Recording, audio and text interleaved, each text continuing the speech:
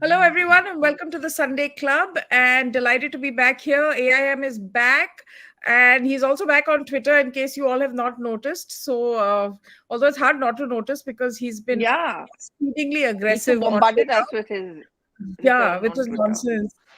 And then there So is, of rude. course, Pallavi Ghosh back from Kolkata after the grand opening of her samosa store. I think it's on Park Street, right? Very Yes, posh. Yeah, yes. but there is no samosa shop I own. Avijit's usual No, she nonsense she on owns. Twitter. See, her business model is she runs a microwave, and you pay Mhm. her 500 rupees for you to bring your own samosas and microwave it in her microwave. And Professor, instead of laughing, wear your monkey cap. Exactly. Professor Hello, Sengupta in I'm in Jammu. Madras. Nobody wears monkey caps here. Only in Kolkata. Okay.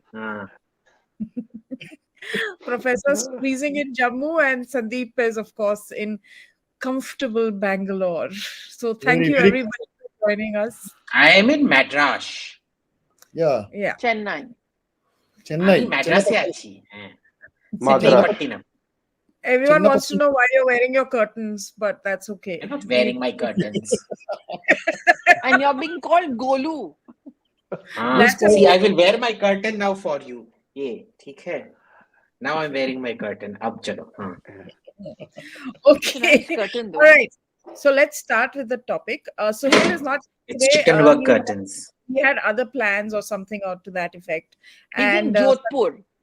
okay, no, really? What's he doing in Jodhpur? Yeah, Oh, yes, he's at 75 years Bapji's. ka Bapji's birthday. 75th. Yes. Yes, he's at at a birthday party, so that's why he's busy. And Sandeep Ghosh said that he has to go somewhere or something like, and he gave a He big has smiley nowhere to face. go, just from his own room to another room. That man is amazing. इतना झूठ बोलते. He's like, he beats Abhijit also. So I hope our viewers are updated I hope our, on where I hope our everyone is. viewers are observing the vicious homophobia being directed at me by Pallavi Ghosh. Anyway, but one person who was not homophobic, much to the despair of the left liberals, was Dr. Mohan Bhagwat. And Abhijit, what did you make of that interview on in the Organizer and Panchajanya? I just found it completely unsurprising. You know why? Mm-hmm. Because every single person in the RSS I have ever spoken to, they all know I'm gay. And they've never given a damn about it. It's always beta, kaise. You know, they're like your cool uncle down the street who will be like, beta, shaadi kar lo. And then you'll be like, nahi uncle, mere ko acha hi lagta hai. Like, theek hai beta, jai khush raho. You know, that seed in, last seed in DDLJ, no? वो बाप जितना अत्याचार करता है उसका आधा भी RSS नहीं करता है. They're like, बेटा शादी कर लो and नहीं करोगे तो हाँ ठीक है, okay, जी लो अपना जिंदगी जी लो. They're the coolest people I know. Now, you conduct this entire campaign of maligning them, and suddenly the RSS comes out and says what it has always believed anyway. Yeah. What is the big need for surprise? You would have only been surprised if you look at the RSS from the drishtikon of its detractors, right? If you've actually been to the RSS and met with them and sat down with them and know them, this is what their culture is about. It's all about accepting everything and anything that comes from anywhere. Yeah, that that society as a whole, you know, is made up of different types of people. And there is diversity in that, and I don't think that that's anything that they've really deferred from. Personally, I've never encountered it. And you know, to attack, they're saying, oh, but he said we don't support any celebration of LGBTQ. It's normal. Now, what is to celebrate in being LGBTQ, boss? I mean, if it's your only identity, how pathetic must you be? Okay. I am not defined by where my genitalia goes. Clearly, if you feel the need to celebrate where your genitalia grows, there's something quite sad and pathetic about you, no? That you have no primary identity other than that. It's not your work, it's not your achievements, it's not your family, it's not your work product, nothing. It's just celebrate me because of where, who I sleep with. ये क्या identity है ये? Right? Now, do we celebrate hetero pride? No, na? Yeah. Is there hetero pride celebration? No. So what has he said that is so this thing? Gay होना है तो gay हो, normal. शादी करना है शादी करो, normal.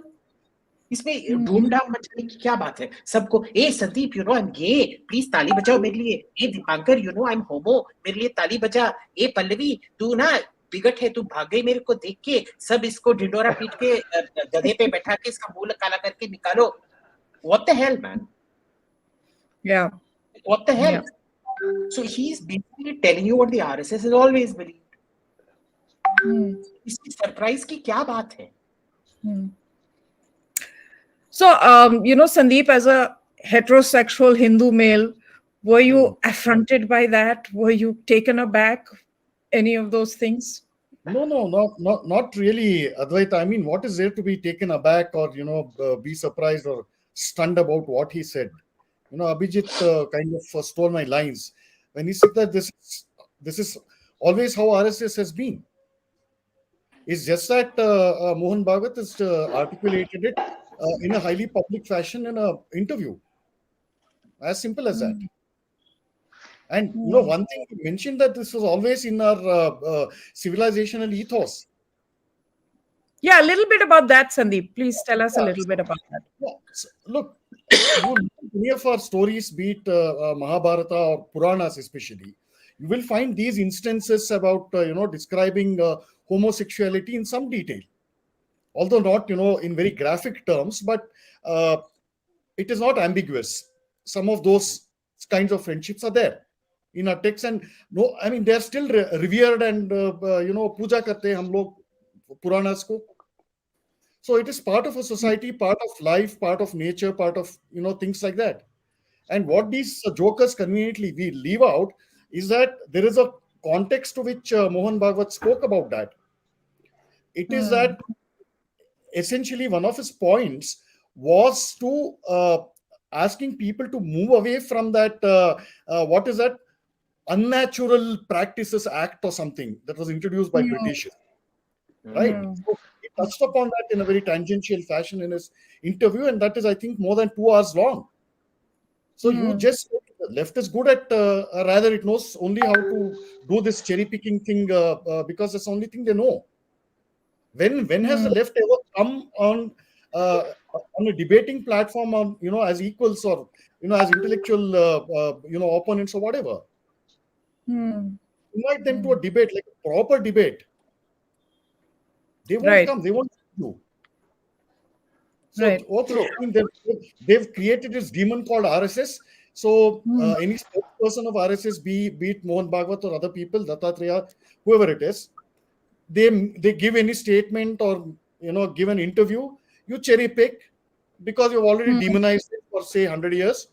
So chalo, that party was going on, so let it go on even now. This time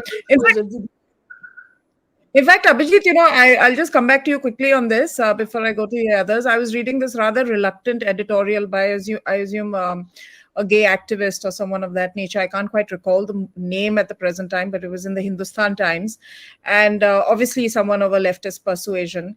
And the leftists seem to have kind of, or the so-called liberals have seemed to have this hold on the intellectuals or so-called intellectuals of the LGBTQ community, and have always made it seem like this government and this ideology will not make space for you. But ironically, all this has come to pass under this so-called regressive government and ideology. So that's one thing. And the second was, he was actually a little gobsmacked in that editorial, Abhijit, when I was reading it, because he didn't quite know how they can rally the troops against this. And he said, maybe we should do what they did with Bolsonaro and bring in these people from Rainbow Coalition and then coalition, and then bring down the government. So it's almost like now they're grappling, like, what do we do now?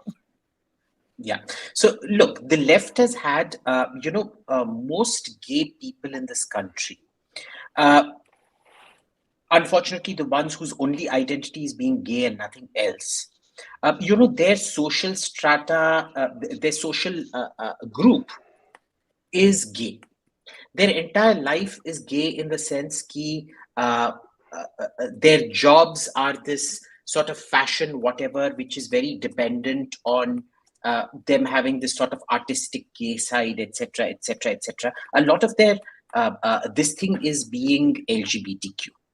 And the problem then is it's such a tight ecosystem that the left has captured that you can't even break away from it. You have to form this sort of political group. Do you know how many messages I get on these apps saying, thank you, I'm really sorry, I can't speak out, I'm shit scared. So they come out of the closet out of a sexuality closet to go into a political closet. And they dare not open their mouth. They're literally gaslighted and terrorized into that closet. And I can tell you the LGBTQ community is one of the brutal, nastiest, most intolerant gaslighting communities around when it comes to politics. It is all driven because, see, it's a small pie. Everybody needs that pie of social activism and to stand out because you're a mediocrity at your work. So the only thing you can use to stand out is your dick or your vagina or whatever it is. And so you have to use that to kind of, amp it up to be seen. Otherwise, you're just the background. You fade into the background. This is number one. So this editorial, it doesn't surprise me at all because look, everything that's happened for gay people has happened under the BJP. The first was decriminalization when the government refused to oppose it. They said, bhai, court ko jo karna hai, karne do. Okay. And when I wrote about it, you should have seen the amount of shit I got in return. With everybody saying, oh, but the Congress did this, the Congress did that. Shashi Tharoor said this. Yeah, Shashi Tharoor said all of that. But what was their position in court? Correct. The moment it got out of court, they would say, oh, no, we support it. The moment it would go back in court, they'd say, oh, no, we can't support it. There's an issue of morality out here. Okay, so first that happened. Then Yogi has done more for the LGBTQ community than anybody else in India's history. Okay, he set up a university for trans people. He's, actively looking at basically giving them training to move away from all the crap jobs that they have to do and things like that. He's painted those stations in Noida LGBTQ and seen to it they will all be this thing. So they're providing actual jobs where they can live lives of dignity, get education, etc., etc., etc., which these guys will never talk about. Okay, na? Not one Congress chief minister has done anything even remotely like that. Third, okay, they will all climb onto the fact that what Sushil Modi, the former Bihar chief minister, said, that marriage should not be applied. We're okay with decriminalization, but we're not okay with marriage. And the government's position in the marriage equality. I'm a petitioner in the marriage equality, and I'm petitioning for Hindu Marriage Act equality. Okay. Now, the thing is, as things go, who is higher, Sushil Modi or Mohan Bhagwat? Mohan Bhagwat any day, every day, day after day. At least in terms of the theology and the ideology of the party, he would know much, much more. Okay? No. This is the one point that they will keep harping about. Baki sab bakwas. Okay? Remember, inka dhanda isi se chalta hai. They have monetized this opposition to the BJP, saying fascist, fascist, fascist, fascist. Whereas, remember, it is the Congress which is so dependent on the Muslim vote in Kerala and the Christian vote that they dare not ever support, even passively support homosexuality, decriminalization or marriage. They'll do it in opposition when there's nothing to lose. You see the same thing in power. Let's see how they behave. In fact, one actually told me off the record, when I was saying, triple talaq and these are issues that the Congress should have stepped in and resolved at some point. And he says, why let the BJP do it? Then let them do it. We have no objection to it, but let them take the heat for it. So that was their kind of individual's attitude. But Pallavi, as someone who tracks the Congress very closely and has for many years, when this issue used to keep coming up, it would come up, it would flare up, and then it would die down again. And the Congress does, kind of position itself or present itself as a liberal face, but they never actually did anything, did they? They didn't. And, I know I'm going to be facing a lot of flack from the Congress because, it's very good, easy for them to keep on labeling anyone as Godi when you try showing them the mirror. But the fact is that whether I've covered this party for years, and I covered them when they were in power for 2 terms over. And I remember this specific instance, and I remember I was in Parliament and I was speaking to a very senior minister, and I was asking him, what is the position of the Congress party, when it comes to the LGBT community. They said, देखो वैसे तो हम support कर लेंगे, लेकिन publicly we can't because we have a vote bank, and politics में vote bank बड़ा important होता है. And this was a very, very senior, one of the top 5 ministers of the UPA government. And that's the reason, and this was a call which was taken after a core group meeting in which, of course, Dr. Manmohan Singh would be there, Sonia Gandhi, Chidambaram, and A.K. Antony, and so on. This was one. And I remember there was this intense discussion which was going on within the Congress because apparently there was some LGBT community ka koi get-together tha.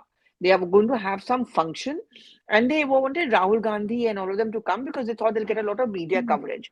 Now, there was a huge division within the party as to whether Rahul should be seen interacting with this community, as they called it, because they felt that, iska koi political fallout and ramifications na ho, and it's best to play safe. Both the sides are captured by the perceptions. In one case, like Congress party, it's the political and vote bank compulsions, but maintaining the facade of, like, oh, we are liberal and we are going to stand by these people. Second, they've always painted the BJP as being very regressive, the RSS being very, very regressive. And if you listen to Rahul Gandhi's speeches, when he attacks the RSS for saying they are anti-women, khaki pehente hain, I think it was important for Mohan Bhagwat to come out with this very openly and once again remind the people. And I really like the point which Abhijit was saying, and I see it myself when I drive home from work. If you notice, one of the metro station actually it called it Colors of Pride. They call it the LGBT Pride. It's actually called the Pride Metro Station. So it's a very progressive and to the point without kind of flaunting it. But Mohan Bhagwat had to make this point to tell people, and it's also in a sense, I think it must be, they needed to do this because people have this perception, a large number of so-called liberals have this perception and their political opponents that this is a regressive organization which backs the BJP, and BJP is anti-women, which is very regressive by nature. And therefore, he needed to say that, we do support. People do make their own choices and they have every right to make their own choices. And the Congress party, Advaita would often make this point. I mean, I won't say that there are no people who support it. Private mein sab support karte hain. But my point is, if you are a politician and you're a party in power, why don't you support it openly? Exactly. Because you don't think there are powerful vote bank enough. If that's the reason, how sad can it get? Professor, please. You're raising your There are some issues out here. Long before Mohan Bhagwat talked about it, you had Arun Kumar, the spokesman of the RSS, actually saying the very same things which Mohan Bhagwatji did. So on this, the RSS has always been clear. The other thing about this gay pride, I can understand gay pride parades in the West, where the source of anti-homosexuality or LGBT law is basically drawn from Abrahamic faiths. So there is something that there is in law which came from Abrahamic faiths, and therefore from time to time you have to stand up and push back, because it's never a one-time process, it's a continuous process. But to duplicate that in India is foolish, because what has come into Indian law actually came in during Victorian times, and the source of that particular law was also Abrahamic faiths. The third thing about the communists, go to any communist state, be it Stalin's Russia, be it Mao's China, be it Cuba, be it whatever. Homosexualism has been a crime frowned upon. It has been called deviationism, and the consequences for people who have been caught up in this has been extremely severe. But in India, the Marxists have managed to be all things to all men. So you enter a particular institute, particularly one that I attended, JNU, all things to all men. They'll reassure gays. One half of them at least will go reassure gays. The other half will go to minority communities and tell them, we are against all this. And you basically get everybody on the same platform, and you create a din of confusion where all these contradictions get papered over. And because they had a hold on the media, they had a hold among the intellectual class, Their obvious contradictions never came to the fore. And who are you calling fascist? The biggest fascist of them all was Joseph Stalin. Can you think of a person greater fascist than Joseph Stalin? No. You had No. Stalin aligning with Hitler. I mean, what kind of contradictions that you're talking about? And yet, for year after year, decades after decades, they've been able to maintain this. All this is now coming apart. Look, the intellectuals of yore will say a lot of things about RSS, but what the social media revolution has done has brought in a lot of other people, not necessarily academics. They are autodidacts, they are self-taught. They are now challenging these particular notions, and as a result of which, you actually have JNU historians running away. Their contradictions, their fraud is being now made public to the people, that you say one thing in academic circles, you say something else before courts. That particular contradiction has brought to the fore. So it doesn't really matter what academics say, but again, as I said, this is a process with which we in the social media, who are active on social media, must continue to bring it up. But this is not the only thing that Bhauman Bhagwat said in that particular interview. He said a Correct. lot of other things as well. Yes. Some things which you would say set the cat among the pigeons. Saying that Hindus are at war, etc., etc., which received a lot of decibels, and people kept on running about.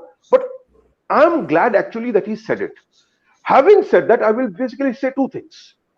The war that Hindu thought, Indic thought, Bharatiya thought, Sanatani thought finds itself in is not necessarily against non-Sanatanis.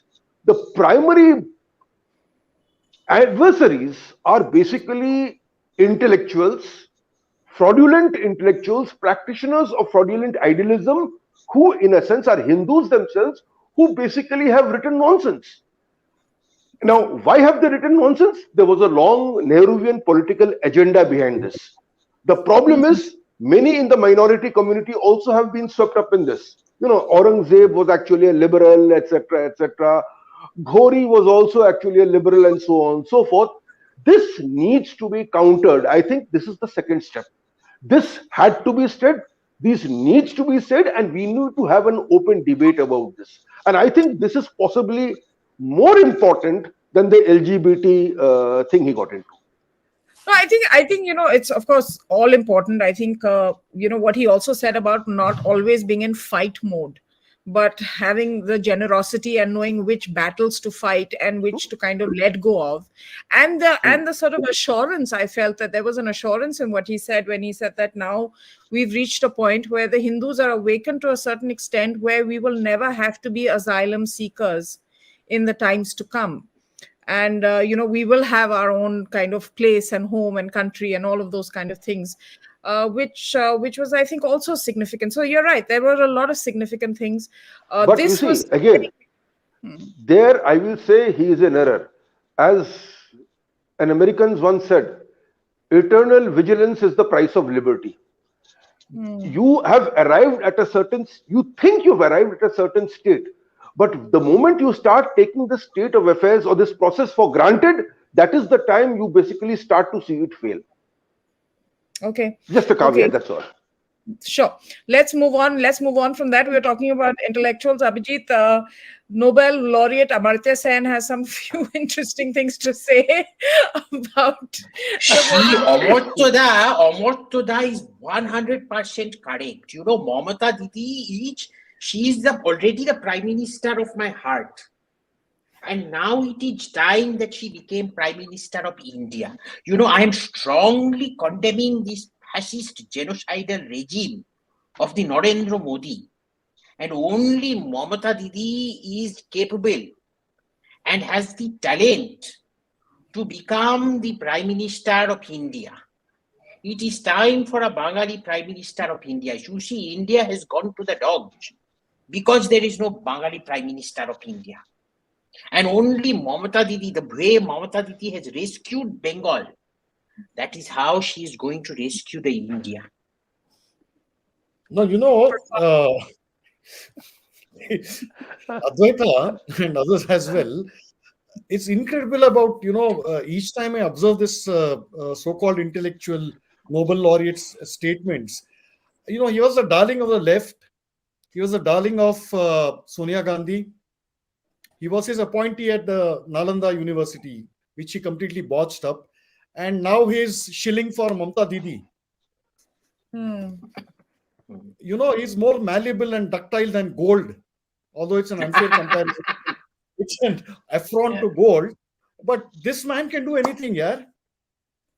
Well, Mamta Didi is the Prime Minister of India as much as Rahul Gandhi keeps scoring moral victory after moral victory. No, but I think I would like to know what the Congress thinks about this particular statement. That shilling for Mamata is one thing, shilling for Sonia Gandhi is another thing altogether. So the moment you say that it's not somebody from the family, but from Bengal who's going to be Prime Minister.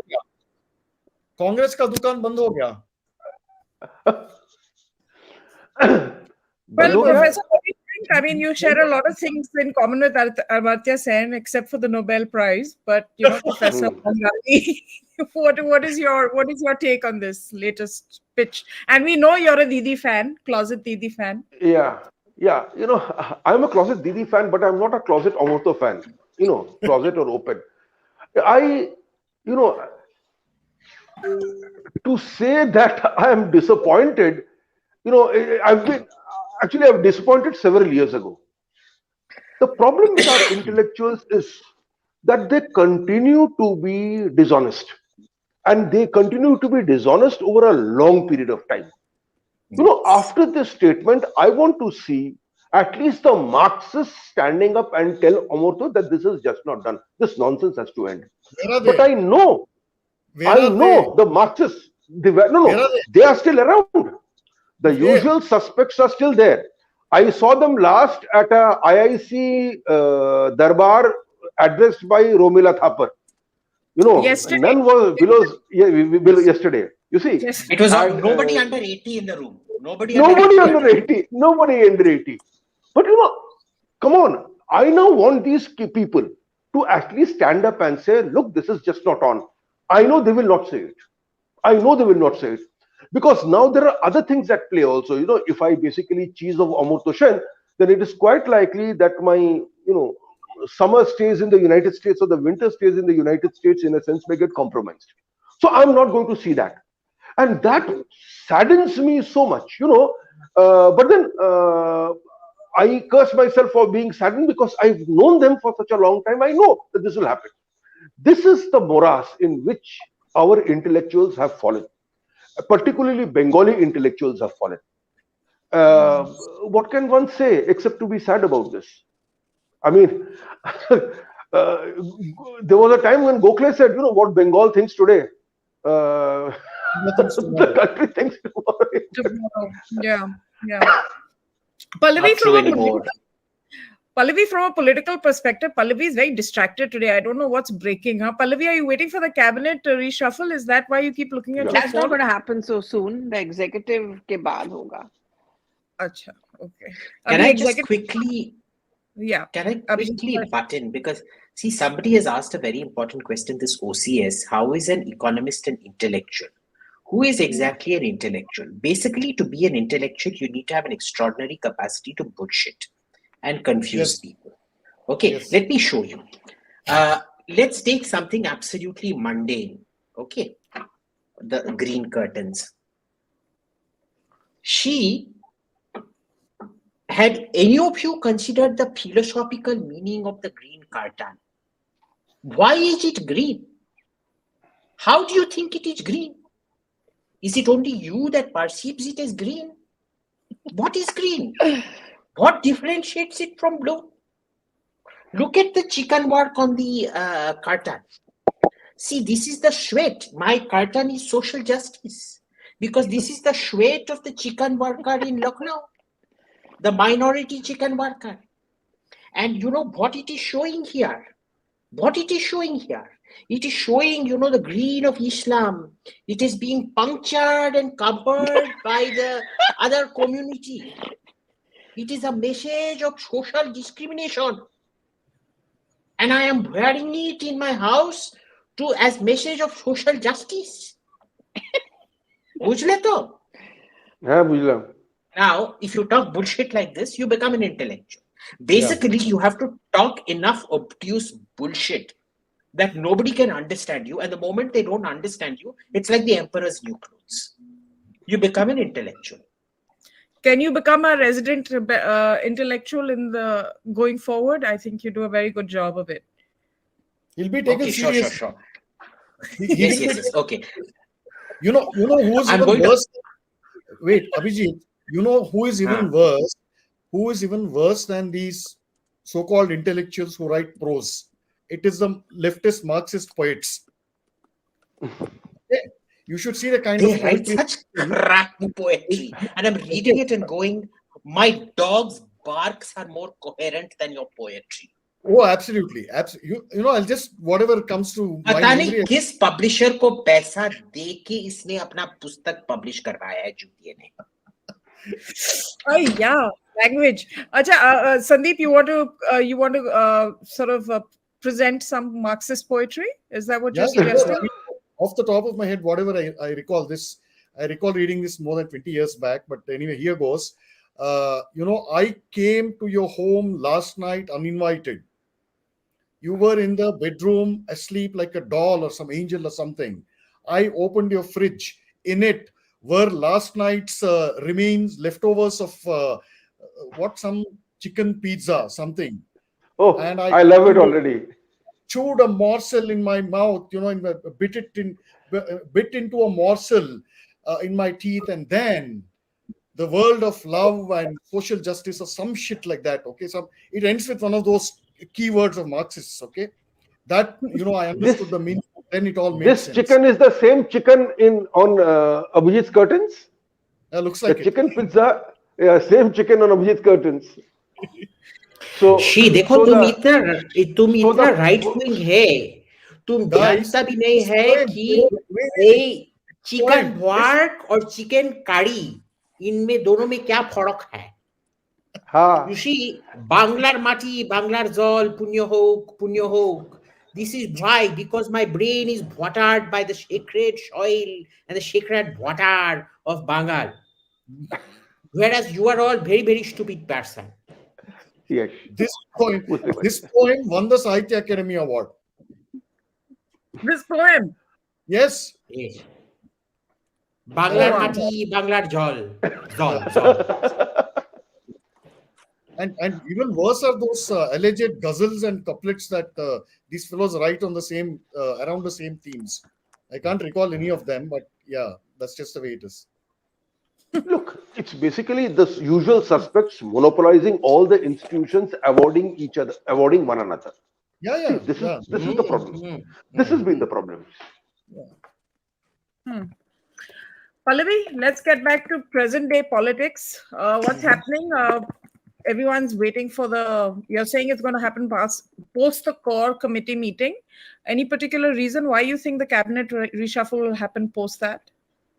Well, I mean, I think Monday, Tuesday, they're going to be busy with the national executive and uske baad, I mean, in terms of time, I mean, like any other political party, the BJP also wants to look for the auspicious date, which is, of course, post Sakranti.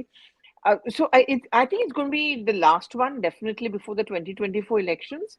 But it's going to be a very important and critical one, because now the focus is going to be on sending people who are very good in organization back to the organization, which means one or two ministers may actually have to lose their portfolios and go back to working for the organization. And of course, the focus will be on women, the focus will be on states. But you see, the thing is that Modi surprises people all the time. I mean, we never thought that Ashwini Vaishnav, for example, will become the railway minister. Rijiju was made the law minister. And, so I think, there's talk, for example, of Rajyavardhan Rathore being brought back into the cabinet because, Rajasthan elections are around the corner, and he's been pretty aggressive on the ground. But I think a cabinet reshuffle is high time, because there is a sense that there are some who are completely non-performers and the Prime Minister has no patience for them. 2024 elections will become very, very critical because the BJP is not smug in thinking, oh, we're going to win it. Again, like in Gujarat over here, they want to win with a huge, huge number so that their dependence, one, on their allies goes down. Second, whatever the few allies they have. And second is, also make the point to opposition parties, like for all your campaign against me and you're making, I stand vindicated because I'm coming back with an even larger kind of a numbers. So in that sense, I think the cabinet reshuffle is required to send out a very powerful political message and also, to send some of those people back to the organization. So I'm told that I'm only going to guess because we really don't know who's going in, who's going out, the names. Because only two men know and they are not talking. And the Prime Minister is definitely not going to give out those hints. But yes, I expect a cabinet reshuffle maybe before. If it doesn't happen now, then it'll only happen after the budget session. Okay, which starts on the 31st and is on till which date? Around mid-Feb. It's a Mid-Feb. short session. The first part of the budget session is short. So are you detecting any anxiety about the possible Oh, yeah, cabinet? they're very worried. Obviously, anyone would be, I mean, no one wants to lose their lal batti. I mean, not much of a lal batti, but ministership. Then, also the kind of people who are going to be dropped, what portfolio they're going to get. That's kind of a message from the Prime Minister as to, I'm happy or I'm unhappy with you. And no one wants to enter the wrath of the Prime Minister or of the big. Can't hear you, Pallavi, can't hear you. So, yeah, of course they're nervous. Pallavi, you're not audible. No, we could hear her. Of course, they are. My EP fell down. So, of course, they are nervous moments. And, unlike, say, in the Congress party, mein kya hota tha? Because I remember when we used to be covering the cabinet reshuffle, there are always people who take messages from one leader to another, try to reach out to Mrs. Gandhi and to the Prime Minister, ki isko bana do, don't drop, or this kind of that. Here, it doesn't really happen. I mean, the more you push a person, the chances are that person loses out. So that surprise factor, you never know who's going to be dropped, what portfolio they get. I mean, one cannot really say. And the other thing is also if your name comes out in the media, and, yeah, exactly. there's a lot of buzz around your name, that somehow seems to work against you, doesn't it? Yeah, absolutely. I mean, and also he doesn't want to be seen as, he doesn't like the fact that people are pushing for a particular post. Because his mantra always has been your work should be more important. Post ke liye kuch hona nahi chahiye. So, I think he would not want to send out the message that so and so person lobbied for a post and therefore, Naman is asking any names who will be dropped. No, I'm not even going to take that risk. I'm not even going there. Okay, Professor, another thing that's come up was the GST decision. The Supreme Court the demonetization decision from the Supreme Court. Was it anticipated? I mean, did we just... Of course it was. Yeah. It was a no-brainer. The legality of that particular decision, you can argue about the economic rationale behind that particular decision, that's one point. But the legality of that particular decision, the government of the day, in a sense, has to take a call on legal tender. I could not disagree more with the dissenting judge, which said that, you need to pass a law for this. No. There will be times that you, in an emergency, you'll have to act. Okay, if you want to act in an emergency about the legal tender that's floating about in your country, then the government of their day has to take that particular call. Remember, this is not the first demonetization. The first demonetization, in a sense, took place in 1977 when 500 rupees notes, then 2000 rupees notes, then were declared invalid for the purposes of legal tender. So I am absolutely not surprised. What I'm surprised is it took so long for the court basically to decide on this. Of course, you had heavyweight lawyers opposing the government, arguing against the government. That's why it took so long. But the decision per se was a no-brainer. It was a legal decision which decided whether the government has the power or not, and the courts ruled accordingly.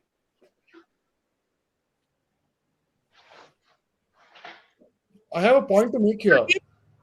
Go ahead. Yeah. Slight correction, Dipakarji. The first demonetization that happened after independence was 1949 or 1948. Okay. Yes. You had denominations up to 10,000. if I'm not Yeah, mistaken. you're right. Or Yeah, you're right. Emirates Absolutely correct. currency notes of 5,000. So during when that demonetization happened, a similar dhanda was floating in the on the sidelines. Former freedom fighters who had now become Congress ministers were engaged in this note exchange dhanda. The What? going rate, the going rate back then was 700 rupees for every 1,000. Wow. I had no But idea then, about of that. course, we had no constitution then. Yeah, 1949 we didn't have a constitution, but we were independent, politically independent, and we had this demonetization. There is a long piece, archival piece. I think it was by D.F. Karaka, a very veteran journalist. He had done a very scathing piece on this, detailing it out bare bones, how this whole dhanda worked. Congressmen who had prided that they traveled barefoot in sweltering suns and slept under the cold skies of Kashmir and Himachal Pradesh, they had suddenly acquired five bungalows in each main city, and they were doing illegal trade in second-hand imported cars, which were illegal back then. Ye tha. Okay. One of the prime movers of this whole scam was a gentleman named S.K. Patil, a guy who became very powerful during Indira Gandhi's rule. तो ये कोई नई चीज नहीं है. Interesting. The other thing I wanted to ask you was also, since we're talking about the Congress, is the whole Ram Mandir construction date has been announced. Amit Shah ji has announced it that it's going to be ready by, I think, January 1st, 2024 is what he said. And then the Congress and the Samajwadi Party almost in chorus are now saying that the BJP has nothing to do with it. The RSS has nothing to do with it. It was a Supreme Court decision. So I just want to present that to Abhijit, AIM, you, or I intellectual, everybody. Highly eminent resident intellectual. I'll say this. On the Ram Mandir issue, the biggest damage, the biggest confusion was thrown in actually by leftist economists, by leftist intellectuals. In UP, even VP Singh basically everybody knew what the truth was. But the leftist historians actually, put in all their weight through the Politburo, and they said that this cannot be. They had a twofold argument. First is an argument that a Ram Mandir never existed. And this argument was made by historians who had no background in archaeology. We would have, at the height of that particular movement, we would have B.B. Lal coming to JNU, telling everybody with detailed slides what the truth was, and our SFI friends, our ISA friends would have absolutely no answer.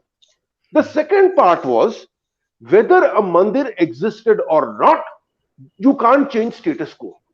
This is the din they played up with such gusto that a lot of politicians who did not belong to the BJP but would have gone along with the Ram Mandir actually found themselves compelled to support this particular line to buttress the secular credentials. And if this had not happened, had we found some solutions in the early 90s itself, possibly BJP would not have come to power. That's a secondary matter altogether.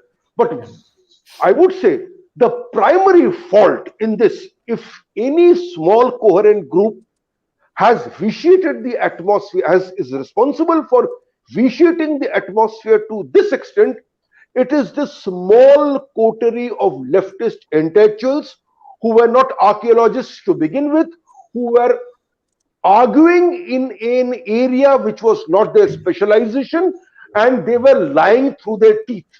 Yeah. What greater evidence can there be that you say one thing in JNU or at a public platform, and then when you go to court, you basically don't backtrack from those opinions? Exactly. I mean, this hypocrisy is amazing, amazing. Now, of course, there are some parties who accepted this particular line and now find themselves on the wrong side of history. And therefore, of course, I would understand that they are eager to say that the BJP had nothing to do with and so on and so forth.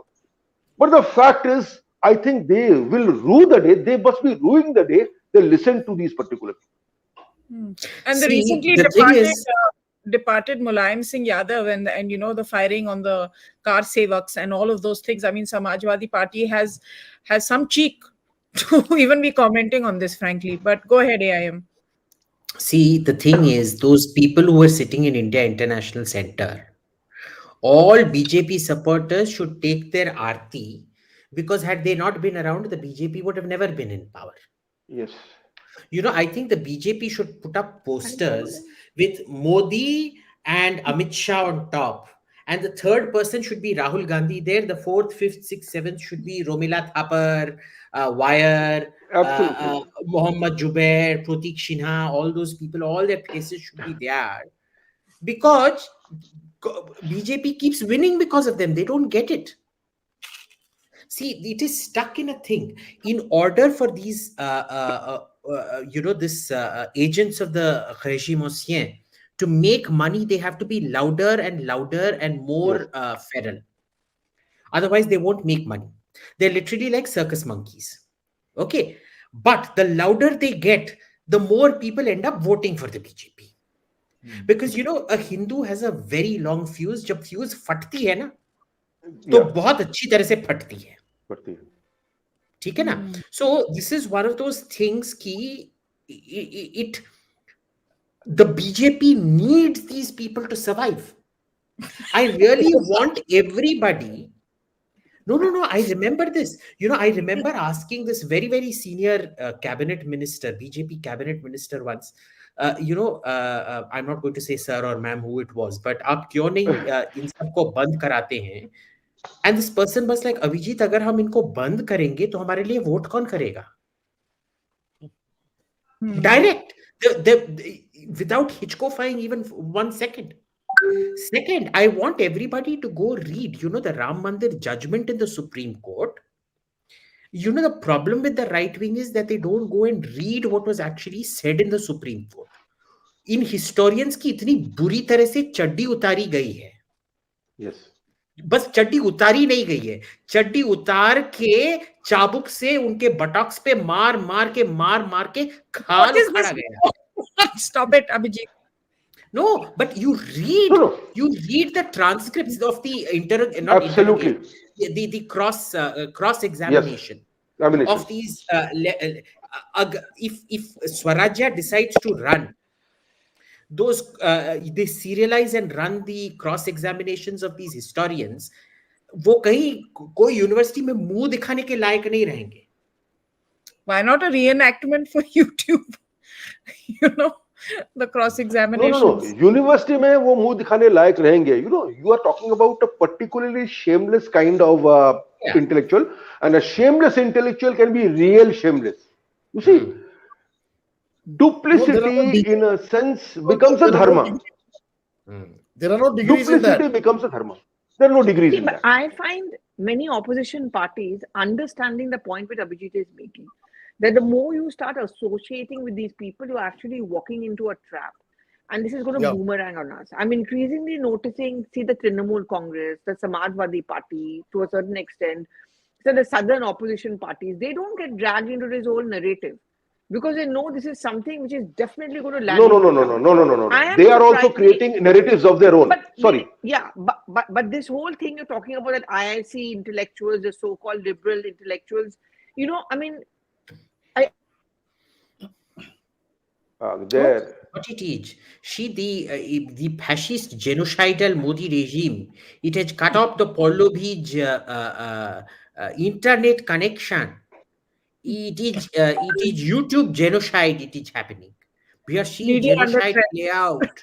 Coming back, But Media under threat. I think guys, Sandeep wants to come in, Professor, and then we'll come. Yeah, go ahead, Sandeep. So, we'll break down this whole Ram Mandir saga, in 4 or 5 parts. The first is, it essentially, Rajiv Gandhi's career, in a way, imploded. It was an act of suicide, basically, the day he unlocked the gates of that site. That's one part of it. And until then, when this BJP was on the ascendant, taking out dharnas and claiming, fighting for Ram Mandir and UCC and Article 370, all parallel activities were going on. But Ram Mandir was essentially on the top of the agenda, so to speak. So at that time, even the Muslim groups, even the Muslim lobbies, they did not seriously contest, right? They did not seriously contest that their masjid was built by Babur, or, at any rate, it was built after destroying a Hindu temple. They did not seriously contest that. You go through the whole evidence, even in the Supreme Court judgment and even the Allahabad High Court judgment of 2010, plus all the associated literature and debates that went on during that period. None of them, in the initial stages at least, none of them contested the historical claim of Hindus on that. And the Muslims themselves, they clearly expressed so much in practical action that it was a non-functional masjid, whereas Hindus used to regularly go and offer puja there. Ram Navami was celebrated in the precincts. So this was a living reality. And then these bunch of leftist morons jumped in, and essentially they offered their services to the Muslim lobby, saying that, look, tumhara Islam khatre mein ho jayega, because Hindu fanatics, they can do anything. And they played into this whole fear psychosis. And whom did they enlist? They enlisted the worst of the clergy. All your Bukharis in Delhi and very influential mullahs and imams in Uttar Pradesh. Which, Sandeep, maybe you can answer this. Sandeep, what happened to Imam Bukhari? I haven't heard about him for the last 3-4 years. More, 5-6 years, I haven't even seen his name in print.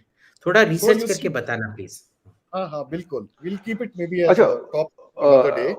But yeah, just to come back, I lose the thread. That happened, and that was when the leftists basically they offered themselves their services, saying, "Dekho, tumhara Islam khatre mein pad jayega. Let us deny it.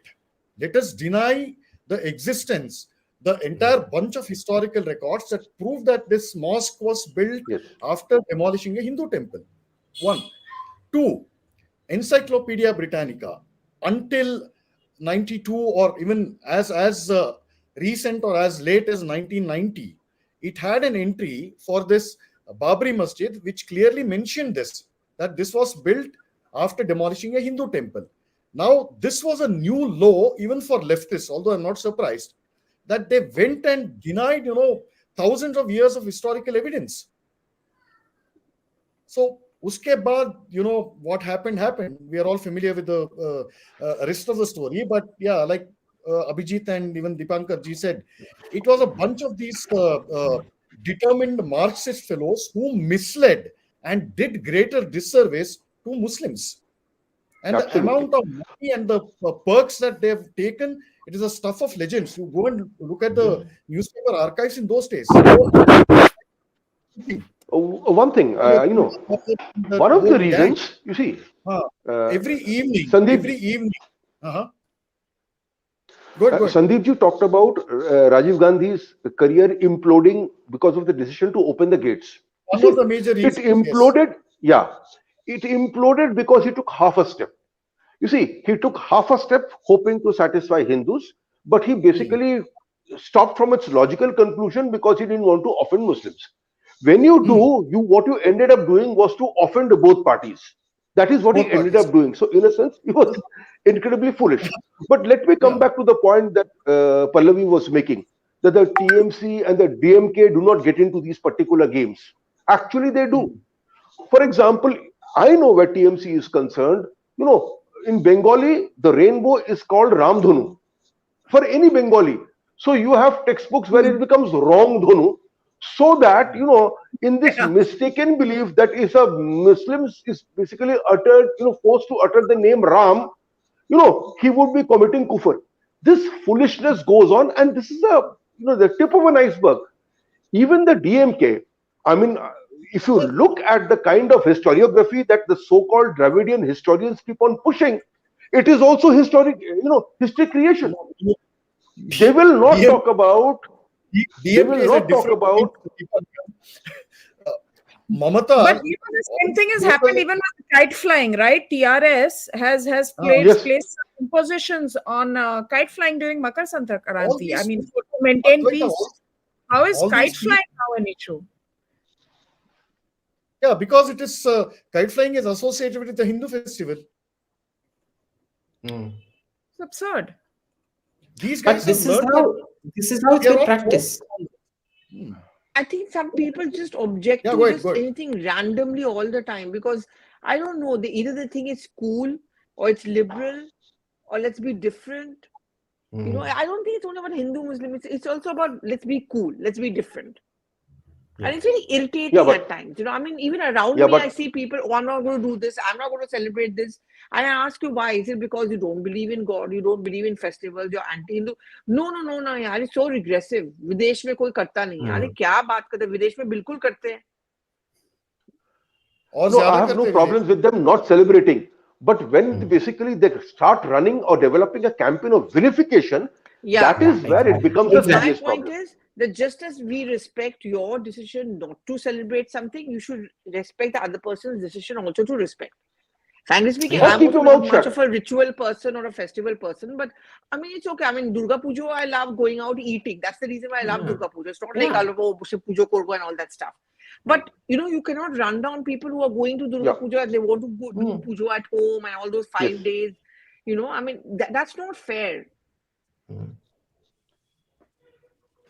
But No, again, and on that is their coming back to craft. the Intellectual just make, dishonesty is their craft.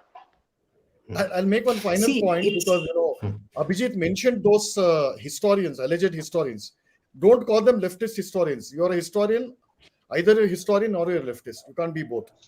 yeah, that's true. That's the same with liberals, no? But Leftist you know, liberal. to add what Totally. to add to what Sandeep said, you know, this alliance between leftists and Muslims is a very long one. Muslim minorities. What happens is, you look at the language that the communists used in Russia about the Central Asian republics.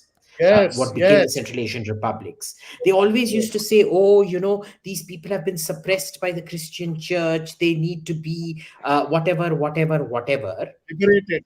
is a And the word. moment liberated and emancipated, they love using these big words.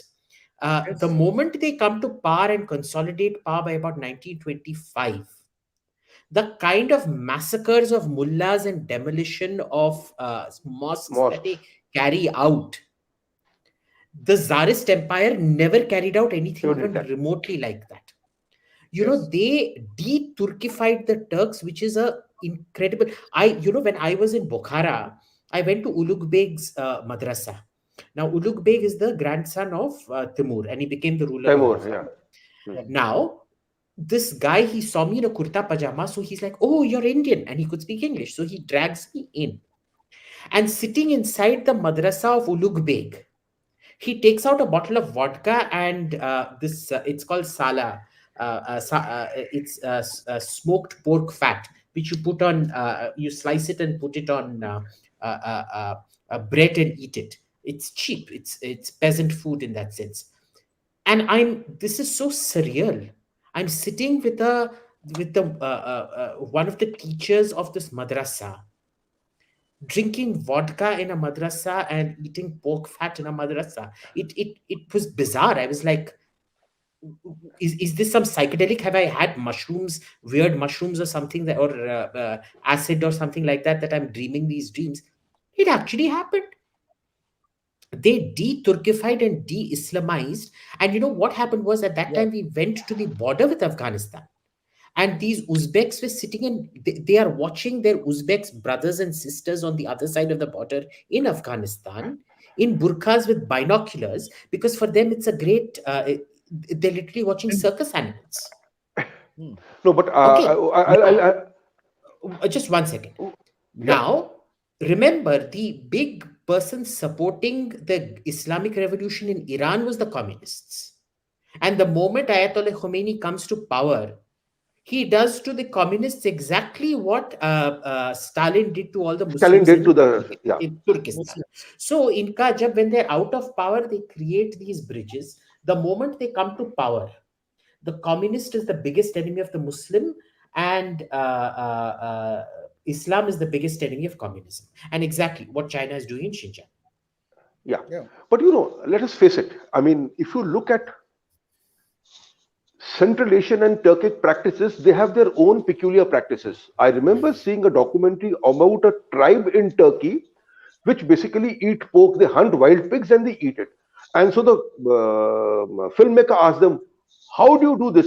Isn't it against Islam? And he says, look, the worries of Allah are far greater than these particular mundane matters. So don't ask me whether I drink or eat pork, because Allah certainly does not.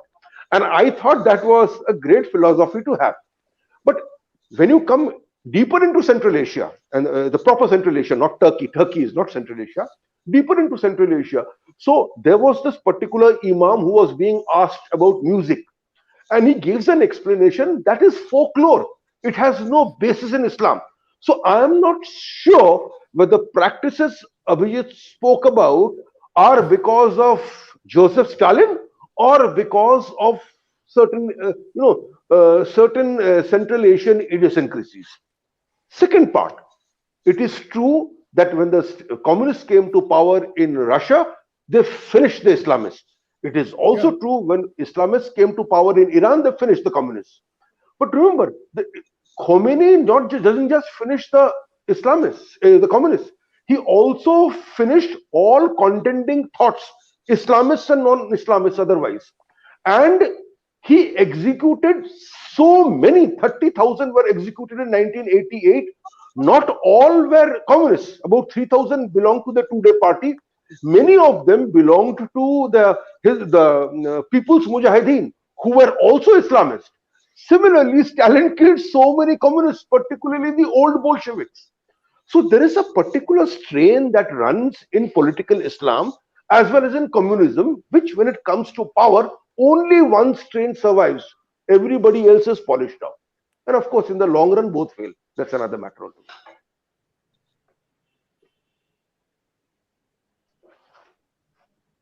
Okay. He's mute. Why? Oh, sorry, Arey, Sandeep. Odbhoy takala, unmute your shelf. Sorry, Sandeep, you were going to say something. Please go ahead, Yeah, and then yeah. we'll wrap. Before Yeah. the whole thing was sidetracked about these alleged Marxist historians who gave evidence in the court. Right. The one thing that they were, the court caned them. I don't want to use Abhijit's colorful imagery, but it's one thing to do that. But which historians actually went to the court? They were very, very low down in the food chain of the Marxists. Yes. The real perpetrators of these falsehoods, the Romila Thapars, the Irfan Habibs, the Bipan Chandras, the Satish Chandras, they refused to go to court. Instead, they sent their minions. Yes. Because they knew Foot soldiers went to war. Imagine a Romila Thapar being, the Chabuk thing that Abhijit said. Imagine that happening to Romila Thapar in court. She knew precisely, she is a representative of that exalted class. She knew that would exactly happen to her. So she sent one of the foot soldiers. And they admitted as such that, look, the Communist Party of India gives a line and I cannot cross it. If you have to, claim expertise in things like to prove or disprove that a mosque was built 500, 600 years ago after demolishing a temple, you should have multidisciplinary expertise. For example, archaeology, epigraphy, numismatics, architecture, history, language, which includes Persian, Sanskrit, Hindi, whatever that other language. You should have this expertise across such disciplines, expertise, in-depth knowledge. Otherwise, there's no way. You can't read some shit in sorry for the language, but you can't read something in translation and say and pass a few exams. The questions are set by the same commie professors, and then you get a job as a lecturer in JNU or Delhi University, and then suck up to all these Marxist guys, ICHR guys, and then I'm go from to court JNU. and present evidence? How does that work? No, one of the things that BB Lal used to say, and it was amuse us, I'm was from JNU, BB Lal used but to I'm say, not left. Yeah, Pallavi's from BB Lal, Huh? yeah, Pallavi from JNU, so am I. So Yeah, BB Lal would Oh say, God. survivor. यार ये archaeology के लिए तो हाथ Survivor. गंदा करना पड़ता है. He would make this snide remark about बिल्कुल. इरफान हबीब. इसके लिए बेटा हाथ बिल्कुल. गंदा करना पड़ता है. इरफान अपना हाथ थोड़ा गंदा करेगा. And that would basically set us on fire, actually. But that is Dipankar, what. which And which there school are were you in? so much. There's so KK much that Mohammed. Irfan Habib says, which is just such complete and utter tosh. So, for example, Irfan Habib is the one that came up with this argument that Mughal India was actually fully industrialized because of the scale of industry and weavers. Now, this idiot is an eminent historian. He doesn't understand that industrialization refers to the application of chemical energy to the production process. Yes. Having 10,000 people working on textiles makes it a sweatshop, not an Yes. industry. Okay, this clown doesn't understand the difference between industry and sweatshop, and he is a historian who writes and gets cited. He Right. No, okay. Abhijit, Okay, let's be fair to Irfan. did. Let's be fair to Irfan. What his school did He was to basic- back project the industrial conditions of the industrial revolution onto an agrarian society. Yeah, yeah. Okay, I have to go. That's Tata, Pallavi, you have to go. Pallavi. Okay. Tata, bye. I have to Shall I go. sing? I have a- He is Pallavi was totally bored today, by the way, huh? Totally. So And she didn't even try and hide it. Yeah, okay. আমার সোনার বাংলা আমি তোমায় ভালোবাসি চিরদিন তোমার আকাশ তোমার বাতাস এখন Abhijit, before I go, can I পালিয়ে ask you যাও one question? I am very impressed, yaar. I am You so actually impressed Abhijit, I by just your want to singing know, abilities. Yeah. before I go, I want to ask you a question. Suddenly, in the middle of all this chat, why did you show us your belly? I was adjusting the plug was at the little back, yeah. obscene. So I couldn't see the plug, so I had to do that this is, to yeah, see. yeah. This is little obscene. It went down. See? A little lower. Wow. News 18 star anchor is fat shaming a homosexual. I Stop want it, all of guys. you to see the homosexual genocide Stop it. perpetrated by News 18 Ambani channel. So Ambani is actually perpetrating homo genocide, fat shaming, fat phobia. I want Yes. all of you to tweet about this and tag I will do Mukesh that. Ambani and Reliance and News 18. You are indulging in self-pity, trying to seek sympathy. As always. Wow, are you negating my lived experiences? My You are. truths. My My truths. truths. My truths, yeah. These are my truths. Yeah. Okay, bye. And, Okay, bye. and just Oh, bhage, anyone bhage. wants to take this on Joshimat? Abhijit, do you want to take this on Joshimat? I think it's an important point. Of course, lots going on there. And there's a very nice article today in Times of India that not just Joshimat, they are waiting to happen disasters. Shimla, for example. Across the board. Yeah. Across the board. This is what happens And, when and problem is that there's a huge nexus, builder plus political nexus. There is Yeah. also rampant hotels coming up, resorts. Yeah, it's just a disaster waiting to happen. I'll do a show on this. See, I've just been waiting You to get must more do a show on this. Yeah. You must get someone to speak. Just want to get some Okay. facts See, on it. I'm not responsible no. about it, but I will be on Mind Makers today on this subject at 9 p.m. Their podcast. So go ahead, Professor. You were saying something. You see, let me come back to this Irfan Habib's argument. Look, let's be fair to Irfan Habib. For him, this Karkhana thing was, in a sense, proto-industrialization and so on and so forth. But the fact remains that if you take figures from 1000, the year 1000 onwards, from the foundation of the Delhi Sultanate, India's share of total GDP, global GDP, has been consistently falling. There is no break. It keeps on falling all the way till 1947. So what is this economic revival they talked about?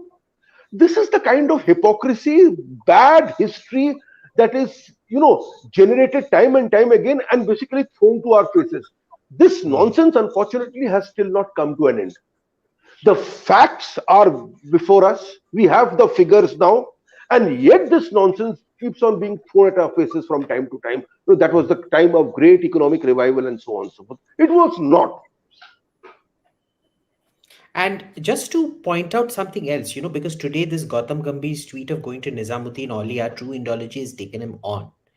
Do you know Nizamuddin Aulia lived through the reign of about 10-15 sultans? Okay. How long He did he lived live through, for? no, he lived a normal life, 60, 70 years. Huh. But imagine how unstable Delhi was, with Sultan after Sultan being killed. Okay, he started off his reign under Masood the second, Masood the first, I think. Then lived through Balban. He saw the entire Khilji dynasty come up and be destroyed in his rule. And finally, he dies under, I think it is, no, he lives past Muhammad bin Tughlaq as well. Tughlaq. People don't realize how extraordinary, short-lived, plundering, minuscule control regions these sultanates actually had. They were extremely unstable political entities. They could not grow an economy. See, the primary thing for growing an economy is stability. अगर political stability नहीं है, कहाँ से पैसा बनेगा यार? But Right? that is There was normal for not- Turkic rule. It is That's normal for Turkic rule. It's very normal for Turkic rule, which is why you do not see economic growth at that point of time. Which reminds me, the 9th Nizam has just died, and he lives in Turkey. And of course, they were also Turkic origin, the Nizams. Nizam and all that. Hmm? They still have all those fancy titles. Nizam. I know he lives in Turkey now, and they're of Turkic origin, so I guess he may have like No, because relocated. the last Nizam married the caliph's daughter or something like Yes, that. yeah. he Oh, married but they're the- also of Turkic origin, by the way.